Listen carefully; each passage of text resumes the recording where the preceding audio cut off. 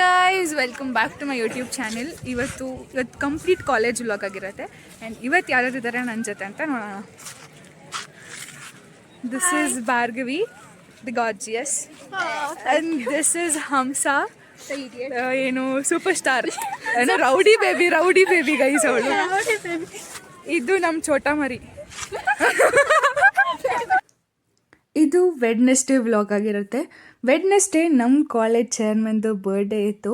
So ನಮ್ಮ college ಅವರು ಸ್ಟೂಡೆಂಟ್ಸಿಗೆಲ್ಲ ಜಹಾಂಗೀರ್ ಸ್ವೀಟ್ ಕೊಟ್ಟಿದ್ರು. It was juicy and tasty. And ಇದು ನಮ್ಮ ಕಾಲೇಜ್ ಗೈಸ್ ಇವತ್ತು ಒಂದು ಕಾನ್ಸೆಪ್ಟ್ ಇಟ್ಕೊಂಡು ಬಂದಿದ್ದೀವಿ ನಾನು ನನ್ನ ಫ್ರೆಂಡ್ಸು. ದಟ್ಸ್ ಪಾಟ್ಲಕ್ ಅಂತ. ಪಾಟ್ಲಕ್ ಅಂದರೆ ಎಲ್ಲರ ಮನೆಯಿಂದನೂ ಒಂದೊಂದು ಡಿಶ್ ತೊಗೊಂಡು ಬರ್ತೀವಿ and we share together and eat. ಇವಾಗ ನೋಡೋಣ ಯಾರ್ಯಾರ ಮನೆಯಿಂದ ಏನೇನು ತೊಗೊಂಡು ಬಂದಿದ್ದಾರೆ. ಆ್ಯಂಡ್ ನನ್ನ ಕಾಂಟ್ರಿಬ್ಯೂಟ್ ಬಂದು paneer butter masala. And I show you guys, she made momos. ಇವಳ್ದು ಟೊಮ್ಯಾಟೊ ಬಾತು. ಸ್ನ್ಯಾಪ್ ಹಾಕ್ತೀನಿ ನೀನು ಮೋಮೋಸು ಟ್ಯಾಗ್ ಮಾಡಾಕ್ತೀನಿ. ನಿಂದೇನೆ ಸ್ವೀಟ್. ಏನು ಸ್ವೀಟು? 7 ಕಪ್. ಸೀರಿಯಸ್ಲಿ ಟ್ರೈ ಮಾಡ್ದ guys? She tried 7 cup and I recommended her to try. And ಇವಳ್ದು ಗೈಸ್ ಮೇನ್ ಇಂಗ್ರೀಡಿಯೆಂಟ್ ಸೌತೆಕಾಯಿ ತಗೊಂಬಂದವಳೆ ಇವಳು. ಅವಳದು ನೂಡಲ್ಸು, ಗಗನಂದು ಗೈಸ್ ನೂಡಲ್ಸು. ಅವಳು ಬರೀ ತಿನ್ನಕ್ ಬಂದವಳೆ ಗೈಸ್ ಅವಳು. ಬಾರೋ ಅಪರೂಪದ ಮುಳ್ಳಂದಿ ಬಾಬಾ ಬಂದೇಣು. ಇವಳಿಗೆ ಹೊಟ್ಟೆ ನೋವಂತೆ. ಇವಳಿಗೇನೆ ಪ್ರಾಬ್ಲಮ್ಮು, ಫುಲ್ ಆಗ್ಬಿಟ್ಟೈತೆ. ಇವಳಿಗೆ ಎದಳಕ್ಕೆ ಆಗ್ತಾ ಇಲ್ಲ ಅಂತೆ, ಉಸಿರಾಡಕ್ ಆಗ್ತಾ ಇಲ್ಲ ಇವಳಿಗೆ. ಇವಳು ಏನಿಲ್ಲ, ನಾರ್ಮಲ್ ಆಗಿ ತಿನ್ಬಿಟ್ಟು ಸುಮ್ ಕೂತವಳೆ. ಇವಳ್ದು ಪಾಪ ನೂಡಲ್ಸ್ ಉಳ್ದೋಗ್ಬಿಟ್ಟೈತಂತ ಸ್ವಲ್ಪ, ಅದಕ್ಕೆ ಅವಳಿಗೆ ಟೆನ್ಷನ್ನು. ಇವಳು ಮನೆಗೆ ಹೋಗೋ ಬರೆಯಲ್ಲ ಅವಳೆ ಗೈಸ್ ಅಷ್ಟೇ. ನಾನು ಪಾಟ್ಲಕ್ಕಿಗೆ ಪನ್ನೀರ್ ಬಟರ್ ಮಸಾಲ ಹೇಗೆ ಮಾಡಿದ್ದೆ ಅಂದರೆ, ಫಸ್ಟ್ ಬಾಂಡಿಗೆ ಬೆಣ್ಣೆ ಹಾಕ್ಕೊಂಡು ಏಲಕ್ಕಿ, ಚಕ್ಕೆ, ಲವಂಗ ಮತ್ತು ಶುಂಠಿ ಬೆಳ್ಳುಳ್ಳಿ ಹಾಕ್ಕೊಂಡು ಸ್ವಲ್ಪ ಫ್ರೈ ಮಾಡಿಕೊಂಡು ಇದಕ್ಕೆ ಸ್ಲೈಸಾಗಿ ಹಚ್ಚಿಟ್ಟಿರೋ ಆನಿಯನ್ಸ್ ಹಾಕ್ಕೊಂಡಿದ್ದೀನಿ. ಒಂದು ಸ್ಲೈಸಾಗಿ ಹಚ್ಚಿಟ್ಕೊಂಡ್ರೆ ತುಂಬ ಬೇಗ ಬೇಯುತ್ತೆ ಆನಿಯನ್ಸು.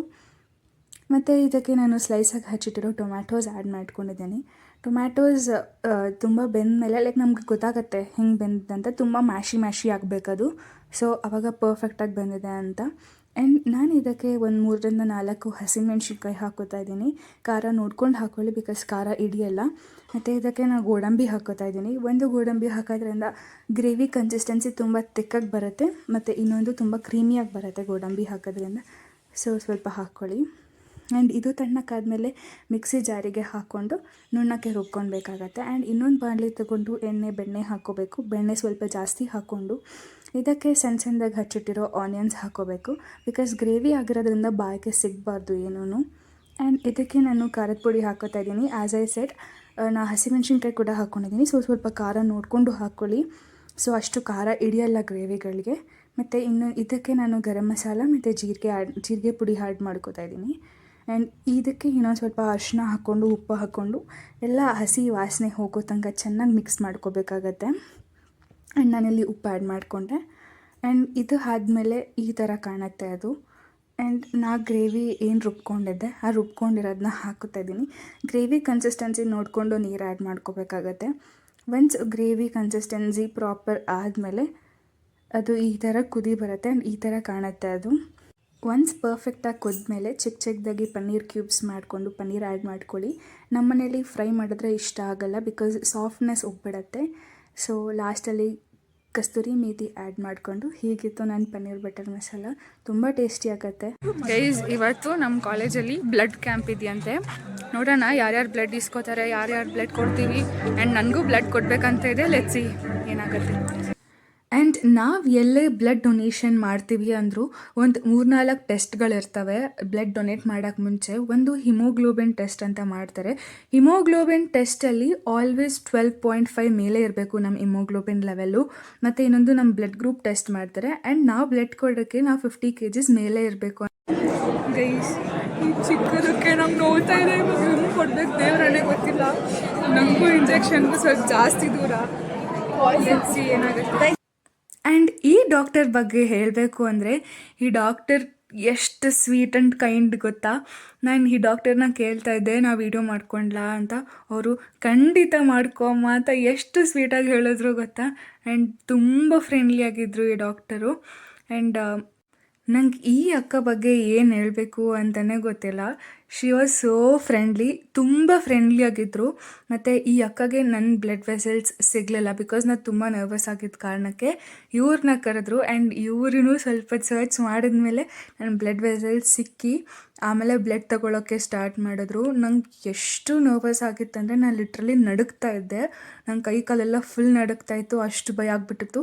ಬಿಕಾಸ್ ನಾನು ಡೊನೇಟ್ ಮಾಡ್ತಾ ಇರೋದು ಫಸ್ಟ್ ಟೈಮ್. ಇವರು ಬ್ಲಡ್ ತೊಗೊಂಡು ಹೋದ್ಮೇಲೆ ನಾ ಅಳ್ತಿರೋದಕ್ಕೆ ಆ್ಯಂಡ್ ಬಾಲ್ನ ಗಟ್ಟಿಯಾಗಿ ಇಟ್ಕೊಂಡ್ಬಿಟ್ಟಿದ್ದೀನಿ. ಆಯ್ಕಾಗ ನಗು ಬರ್ತಾಯಿದೆ ನಾ ಅಳೋದು ನೋಡಿಬಿಟ್ಟು. ನಿನ್ಗಿದು ಬೇಕಿತ ಮಗನೇ, ವಾಪಸ್ಸು ಒಂಟೋಗು ಶಿವನೇ. ಬ್ಯಾಂಕೆಟ್ ಹಾಕ್ತೀನಲ್ಲ, ಬ್ಯಾಂಕೆಟ್ ಹಾಕಾದ್ಮೇಲೆ ಸೈನ 5 to 10 minutes ಹೋಲ್ಡಿಂಗಲ್ಲೇ ಇಟ್ಬಿಟ್ಟು ಅಲ್ಲಿ ಹೋಗ್ಬಿಟ್ಟು ಇಟ್ಕೊಳ್ಳಿ, ರಿಫ್ರೆಶ್ಮೆಂಟ್ಸ್ ತಿನ್ನಿಟ್ಟು ಆಮೇಲೆ ಹೋಗಬೇಕು. ಅಕಸ್ಮಾತ್ ನಿಮಗೆ ಇಲ್ಲಿ ಬೆಟರ್ ಆಗಿದ್ದು ಕೂಡ ಹೊರಗಡೆ ಏನಾದರೂ ನಿಮಗೆ ಇಲ್ಲಿಂದ ಹೊರಗೆ ಹೋದ ತಕ್ಷಣ ಏನಾದ್ರು ಸುಸ್ತು ತಲೆಸುತ್ತು ಏನಾದ್ರು ಆದರೆ ಡಿಸಿನೆಸ್ ಏನಾದ್ರು ಆದರೆ ಜಸ್ಟ್ ಇನ್ ಕೇಸ್ ಆದರೆ ಎಲ್ಲಿ ಇರ್ತೀರಾ ಅಲ್ಲಿ ಕುತ್ಕೋಬೇಕು ಆಯಿತಾ. ಅಲ್ಲಿ ಕುತ್ಕೊಂಡು ರೋಡಲ್ಲಿ ಕುತ್ಕೋಬೇಕು, ಮೇನ್ ರೋಡ್ ಮಿಡ್ಲಲ್ಲಿ ಕುತ್ಕೋಬೇಕು, ಸೈಡಲ್ಲಿ ಮೇನ್ ರೋಡ್ ಮಿಡ್ಲಲ್ಲಿ ಕುತ್ಕೋಬೇಕು, ಸೈಡಲ್ಲಿ ಇದು ಆಕ್ಚುಲಿ ಚೆನ್ನಾಗಿರೋದು. ಆ್ಯಂಡ್ ಇಲ್ಲಿ ಆ ಅಕ್ಕ ನಮಗೆ ಇನ್ಸ್ಟ್ರಕ್ಷನ್ಸ್ ಕೊಡ್ತಾಯಿದ್ರು, ಏನೇನು ಮಾಡಬೇಕು ಏನೇನು ಮಾಡಬಾರ್ದು ಡೊನೇಷನ್ ಆದಮೇಲೆ ಅಂತ. ಆ ಅಕ್ಕ ಹೇಳ್ತಾಯಿದ್ರು, ಇನ್ ಕೇಸ್ ನಿಮಗೆ ತಲೆ ಸುತ್ತು ಬಂದರೆ ನೀವು ಎಲ್ಲಿದ್ದೀರೋ ಅಲ್ಲೇ ತಲೆ ಕೆಳಗೆ ಮಾಡಿ ಕುತ್ಕೊಂಡ್ಬಿಡಿ ಅಂತ. ನನ್ನ ಫ್ರೆಂಡ್ ರೋಡ್ ಮೇಲೆ ಕುತ್ಕೊಂಡ್ಲ ಅಂದರೆ ಅಕ್ಕ ರೋಡ್ ಮೇಲೆ ಕುತ್ಕೊ ಅಂದರು. ಗೈಸ್ ಇವಾಗ ತಾನೇ ಡೊನೇಟ್ ಮಾಡಿಬಿಟ್ಟು ಬಂದೆ.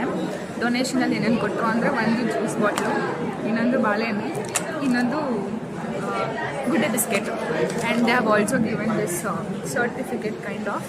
And they treated so well, ಚೆನ್ನಾಗಿ ಟ್ರೀಟ್ ಮಾಡಿದ್ರು. And there was one girl ನನ್ನ ಟ್ರೀಟ್ ಮಾಡಿದ್ದು. ನಾನು ಭಯಪಟ್ಟು ನೋಡಿ ಪಾಪ ಹುಡುಗಿಗೆ ಭಯ ಆಗಿಬಿಟ್ಟಿತ್ತು, ಏನೋ ಸಿಗ್ತಾ ಇರಲಿಲ್ಲ ಅಂತ ತಗೊಳಕ್ಕೆ. ಆಮೇಲೆ ಯಾರೋ ಇನ್ನೊಬ್ರು ಅಲ್ಲಿ ನಿಂತಿದ್ದಾರಲ್ಲ ಆ ಶರ್ಟ್ ಅವರೇ ಬಂದಿದ್ದು, ಅವ್ರು ಬಂದುಬಿಟ್ಟು ನನಗೆ ಕೊಟ್ಟರು. ಆ್ಯಂಡ್ ಇಂಜೆಕ್ಷನ್ ಅಲ್ಲ ತೊಗೊಂಡ್ರು blood. Yeah that's it went well, so good. And ಅವರು ಹೇಳಿದ್ದು 1 hour ಬಿಟ್ಟು ಡ್ರೈವ್ ಮಾಡಬೇಕು ಅಂತ. ಆ್ಯಂಡ್ 1 hour ಬಿಟ್ಟು ನಾವು ಡ್ರೈವ್ ಮಾಡ್ಕೊಂಡು ಮನೆಗೆ ಹೋದ್ವಿ.